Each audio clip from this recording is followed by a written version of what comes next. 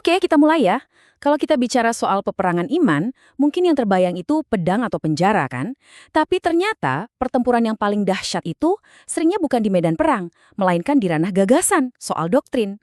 Nah, hari ini kita bakal bahas salah satu pertempuran ide paling besar dalam sejarah, dan seorang pahlawan yang berani berdiri teguh di tengah badai itu.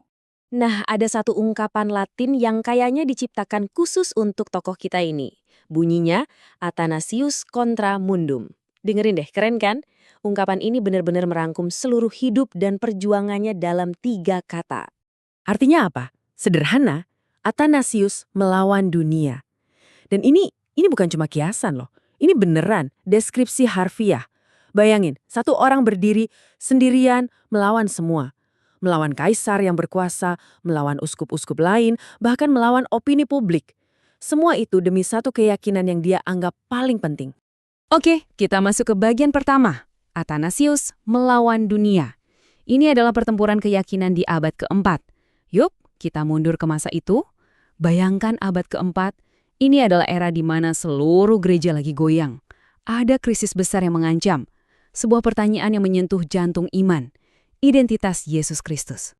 Pertanyaannya kelihatan simpel kan? Siapakah Yesus Kristus? Tapi, jangan salah, pertanyaan inilah yang jadi pusat konfliknya. Jawaban dari pertanyaan ini bakal menentukan arah gereja selamanya.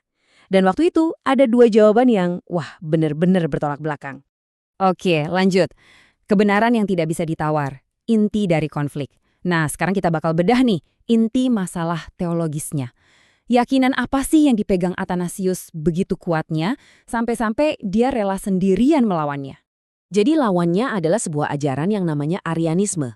Ajaran ini dipopulerkan oleh seorang imam bernama Arius. Intinya begini, Arianisme mengajarkan kalau Yesus itu bukan Allah sejati. Dia memang makhluk yang paling mulia, paling tinggi dari semua ciptaan. Tapi tetap aja statusnya ciptaan.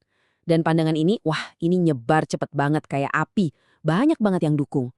Nah, di sini kita bisa lihat perbedaannya dengan jelas banget. Di satu sisi, ada Arianisme yang bilang, Yesus itu bukan Allah sejati. Di sisi lain, ada Athanasius yang mati-matian mempertahankan iman yang ortodoks. Yesus itu Allah sejati sekaligus manusia sejati. Seutuhnya ilahi, seutuhnya manusiawi. Nggak ada kompromi. Terus apa dasar Athanasius? Ini bukan opini pribadi dia loh, fondasinya kuat, Alkitab. Ayat kayak Yohanes 1:1 ini jadi benteng pertahanannya. Jelas banget di situ tertulis, firman itu adalah Allah. Buat dia ini harga mati, kebenaran yang nggak bisa ditawar sama sekali. Terus kenapa ini penting banget? Kenapa dia ngotot? Nah, ini dia intinya. Buat Athanasius, ini bukan cuma debat kusir soal teologi. Ini menyangkut keselamatan. Logikanya begini, kalau Yesus cuma ciptaan, sebagus apapun ciptaan itu, dia nggak punya kuasa buat menyelamatkan manusia dari dosa. Cuma Allah sendiri yang bisa melakukan itu. Jadi, taruhannya besar banget. Oke, sekarang kita lihat bagian selanjutnya. Harga dari kesetiaan. Apa sih biaya dari sebuah keyakinan? Karena mempertahankan kebenaran ini ada harganya dong. Dan buat Athanasius, harganya itu mahal banget. Sangat pribadi. Coba bayangin ya, dia diasingkan 5 kali. 5 kali.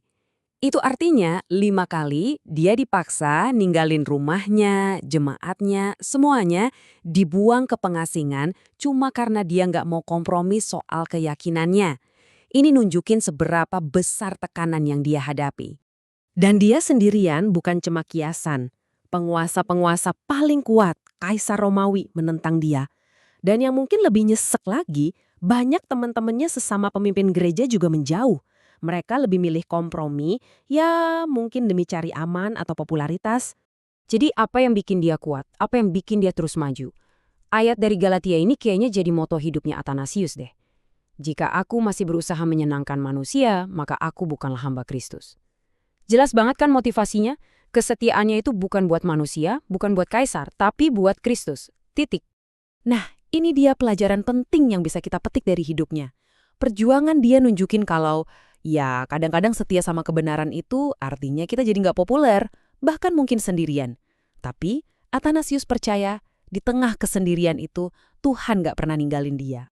Ini ngebawa kita ke pertanyaan yang lebih dalam. Kenapa sih doktrin itu penting? Ini kan kayaknya cuma urusan akademis ya. Kenapa Athanasius sampai rela berkorban segalanya cuma buat satu poin doktrin? Karena Athanasius paham sesuatu yang krusial. Doktrin yang benar itu bukan cuma teori di atas kertas. Doktrin itu ibaratnya kayak pagar pelindung di sekeliling iman kita. Atau kayak kompas. Tanpa ajaran yang sehat soal siapa Kristus, ya gereja bakal kehilangan arah, kehilangan kuasanya, dan akhirnya kehilangan Injil itu sendiri. Dan lagi-lagi ya kita lihat kalau keyakinannya ini akarnya kuat di Alkitab. Perintah buat berpegang pada ajaran yang sehat itu bukan main-main buat Athanasius. Dia nganggap ini sebagai tugas suci yang harus dijaga. Di sini ada satu poin yang bagus banget. Perjuangan Athanasius itu bukan cuma soal pokoknya saya yang benar. Bukan. Dia berjual untuk sebuah kebenaran. Karena kebenaran itu adalah fondasi dari kasih sejati. Coba dipikirin, kasih yang didasarkan pada kebohongan itu bukan kasih namanya. Di sisi lain, kebenaran yang disampaikan tanpa kasih ya jadi keras dan dingin. Athanasius memperjuangkan keduanya. Oke, kita sampai di bagian akhir. Warisan keyakinan, sebuah pelajaran untuk hari ini. Jadi, pas kita tutup pembahasan ini, apa sih yang bisa kita bawa pulang dari kisah Athanasius? Apa warisannya buat kita di zaman sekarang? Warisan Athanasius itu ngajarin kita beberapa hal penting. Pertama, lebih baik kecil tapi benar. Kedua, lebih baik ditekan tapi tetap setia. Dan ketiga, itu semua lebih baik daripada jadi besar, populer tapi kehilangan Kristus yang sejati. Ini pengingat yang kuat banget ya, kalau dalam urusan iman, kebenaran itu di atas popularitas dan kesetiaan itu di atas kenyamanan. Dan ini ngebawa kita ke pertanyaan terakhir, buat kita renungkan bareng-bareng. Athanasius udah nemuin kebenarannya, yaitu pribadi Kristus. Pertanyaannya buat kita sekarang, di dunia yang penuh dengan ajakan kompromi ini, kebenaran apa sih yang menurut Anda begitu penting, begitu mendasar, sampai Anda rela berdiri membelanya? Bahkan kalau itu artinya Anda harus berdiri sendirian?